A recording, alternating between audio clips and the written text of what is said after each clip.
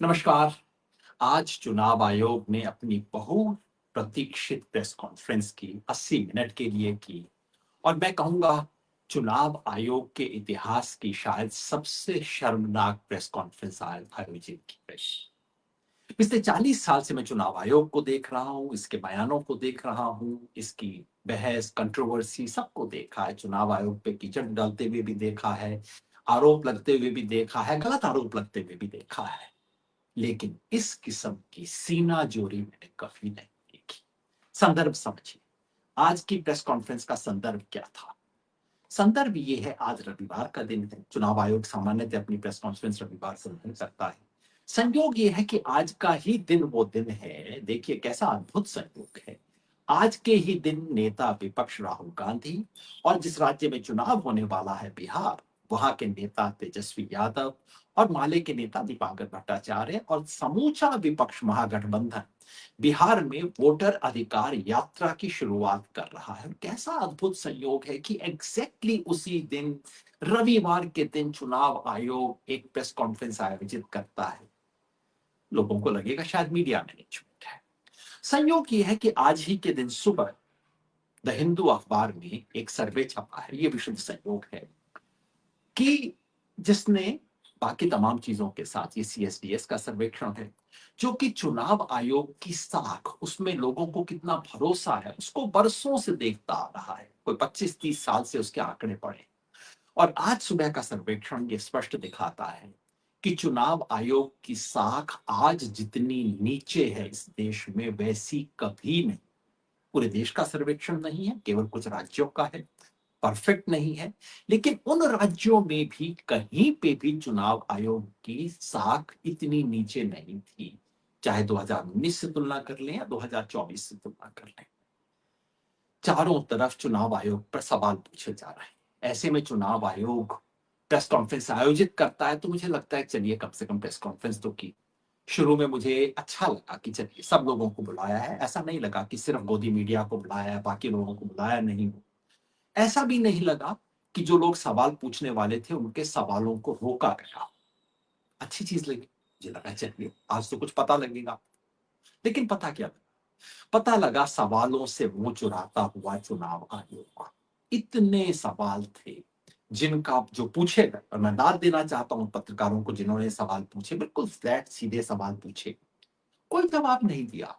सवाल था पहला जो हर एक के मन में है कि भाई राहुल गांधी से आप एफिडेविट मांगते हो, अनुराग ठाकुर से क्यों नहीं मांगते? कोई जवाब नहीं। जवाब ये कि दो तरह के लोग होते हैं, वो लोग होते हैं जो कि खुद वोटर होते हैं, उनको अधिकार होता है, बाहर का कोई व्यक्ति नहीं पूछ सकता। तो भाई अनुराग ठाकुर का वायनाड के वोटर हैं, क्या अनुराग ठाकुर अमेठी के और रायबरेली के वोटर हैं? उनको क्यों नहीं पूछा आपने एफिडेविट के लिए? कोई जवाब नहीं। सवाल ये था कि अगर वोटर लिस्ट इतनी ही डिफेक्टिव थी जैसा आप बता रहे हैं, तो इसका मतलब पिछले चुनाव में घपला था। मोदी जी जिस चुनाव के आधार पे, जिस वोटर लिस्ट के आधार पे बने हैं प्रधानमंत्री, वो गड़बड़ थी क्या? कोई जवाब नहीं। कहते हैं आप मतदाता सूची खराब थी, इसका मतलब मतदाता खराब नहीं। मतदाता जिसने मतदान दिया होगा हम नहीं जानते हैं। कानूनी जज। सवाल ये था कि आपने एसआईआर किया, आपने कहा कि आप पूरे देश में राय मशवरा करने में विश्वास करते हैं, तो आपने एसआईआर के सवालों पर राजनीतिक दलों से राय मशवरा क्यों नहीं किया? सवाल ये था कि एसआईआर को इस बाढ़ के मौसम में, बारिश के मौसम के अंदर बिहार में इतनी जल्दबाजी में क्यों लागू किया गया? सवाल ये था कि चुनाव वाले साल में चुनाव आयोग की अपनी मर्यादा है कि चुनाव के साल में इंटेंसिव रिवीजन कभी नहीं किया जाएगा। एक पत्रकार ने याद दिलाया कि महाराष्ट्र और अरुणाचल प्रदेश में 2005 में इंटेंसिव रिवीजन ये कह के रोका गया था कि बाकी देश में होगा, यहां नहीं होगा, क्योंकि यहां चुनाव होने वाले हैं। जिस साल चुनाव होगा उस साल इंटेंसिव रिवीजन नहीं होगा। आपने मर्यादा क्यों तोड़ी? कोई जवाब नहीं। सवाल ये था कि कितने लोगों के फॉर्म में साथ में कोई दस्तावेज जमा नहीं कर पाए थे आप? कोई आंकड़ा नहीं, बस ये कि नीचे से आंकड़े आ रहे हैं। बीएलओ ने कितने फॉर्म्स को नॉन रिकमेंडेड की श्रेणी में डाला? जो सवाल हम सुप्रीम कोर्ट में जाके पूछ चुके, एक शब्द नहीं बोला। ये सवाल 2 बार पूछा गया, चुनाव आयुक्त के एक कान से निकल के दूसरे कान से बाहर हो गया। पूछा गया कि बीएलओ ने किस अधिकार को लेके, किस आधार पे नॉन रिकमेंडेड लिखा है? कोई जवाब नहीं, केवल चुप्पी। सवाल ये था कि एसआईआर के दौरान 65 लाख नाम कटे तो, लेकिन जोड़े कितने गए? एक भी नाम क्यों नहीं जुड़ा 25 जून और 25 जुलाई के बीच में? कोई जवाब नहीं। तो सवालों का जवाब नहीं, सवालों से मुंह चुराता आयोग। सिर्फ मुंह चुराता नहीं, ऊपर से लफाजी। लफाजी के नमूने देखिए इनके। कहते हैं कि बताइए, बेंगलोर में किसी नेता ने एक पीपीटी दिखा दिया, हम क्या करें?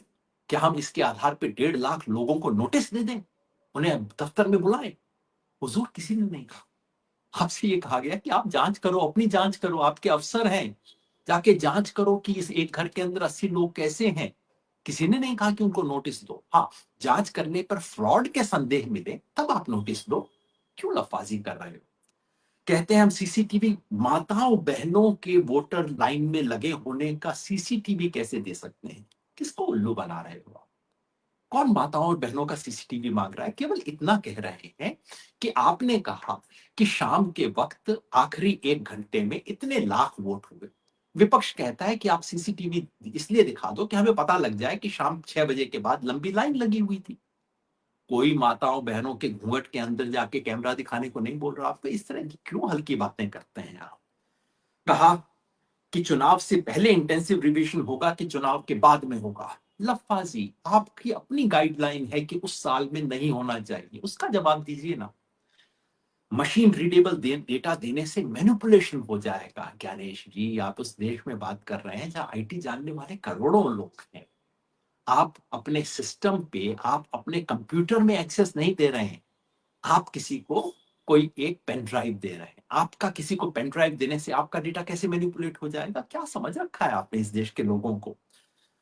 7 करोड़ मतदाता चुनाव आयोग के साथ खड़े हैं। ऐसे में चुनाव आयोग पे कौन सवाल उठा सकता है? ये क्या कविता सुना रहे हो आप? कौन से 7 करोड़ लोग खड़े हुए हैं? वो लोग जिनको अजीत अंजुम ने बार बार जाके दिखाया कि जिन्हें पता भी नहीं है कि उनका फॉर्म भरा गया है, किसी बीएलओ ने उनका फॉर्म भर दिया है, जिनके घर में कोई आया नहीं। इस देश के तमाम मीडिया ने दिखाया, और आप बिल्कुल साफ चोरी और उसके ऊपर सीना चोरी। तो जवाब तो नहीं मिले सवालों के, उसके बदले मिला बहुत बड़ा झूठ। मैं पूरी गंभीरता से कहता हूं, मुख्य चुनाव आयुक्त ने आज प्रेस कॉन्फ्रेंस करके पूरे देश के सामने एक बहुत बड़ा झूठ बोला है। वो झूठ जिसकी बिहार के किसी भी गांव में जांच की जा सकती है। कोई 1 लाख के करीब जगह है जहां जांच हो सकती है। मुख्य चुनाव आयुक्त ने कहा कि किन लोगों का नाम कटा, कौन मृत थे, कौन बाहर चले गए, कौन डुप्लीकेट हैं, इसका आंकड़ा हमने हर स्टेज पर, हर बीएलओ ने स्थानीय पार्टी के साथ शेयर किया है। 15 से 20 जुलाई के बीच में हर बीएलओ ने बिहार की हर पंचायत में, हर गांव में मीटिंग की, जिसके अंदर लोगों को सूची पढ़ के बताई गई और उनके सिग्नेचर लिए गए कि आपने, कि यहाँ पे ये लोग मृत हैं, ये है। ज्ञानेश जी, किसे आप बेवकूफ बन रहे हैं? बिहार में पॉलिटिकल पार्टी के नेताओं ने लिख लिख कर आपसे मांग की, जिला स्तर के ऊपर ज्ञापन दे के मांग की, सुप्रीम कोर्ट में पिटीशन दे के मांग की कि कृपया ये डेटा आप मुझे दीजिए। 10 पंचायत का मिनट्स दिखा के आप कहना चाहते हो कि बिहार के 97,000 बूथ में वो हुआ, और उस 10 पंचायत के अंदर भी खोट हमने पकड़ लिया था। झूठ है।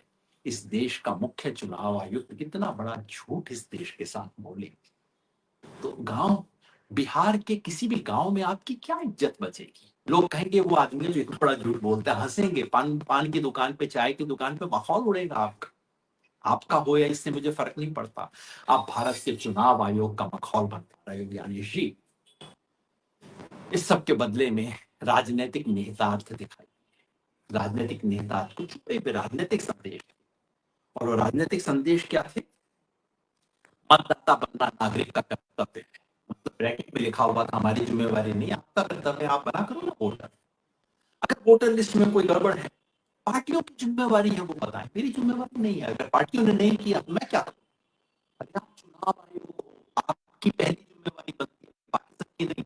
इस देश की सारी पार्टियां करप्ट हो जाए तो क्या आप, सारी पार्टियां सो जाए, निकम्मी हो जाए, तो क्या आप विरोध की रक्षा नहीं करोगे? ऐसी बातें करते हैं। निर्धारण ये था कि किसी भी आरोप की जांच नहीं, बिल्कुल साफ था। किसी बार बार पूछा गया जांच करवाएंगे, कोई जांच गड़बड़ बताने वालों को अलग अलग जवाब मिलेगा। अनुराग ठाकुर को दूसरा, राहुल गांधी को दूसरा,